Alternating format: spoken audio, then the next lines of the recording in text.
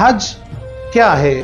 بنیادی طور پر حج اس کے محبوب بندوں کی اداؤں کا نام ہے۔ اس کے پیاروں نے جو ادائیں ادا کی، اس کے پیاروں نے جو کام کیے، وہ اس کو اس قدر پسند آئے کہ اس نے امت پر حج کے طور پر یہ فرض کر دیے۔ وہ ہمیں وہاں پر بلا کر دکھاتا ہے کہ میرے پیاروں نے یہ عمل کیے، انہوں نے میری رضا کو حاصل کرنے کے لیے، مجھے خوش کرنے کے لیے گھر بار چھوڑا، سب کچھ چھوڑا اور دنیا سے الگ تھلگ بھی ہونا پڑا تو ہوئے کس کے لیے؟ میری رضا کی خاطر۔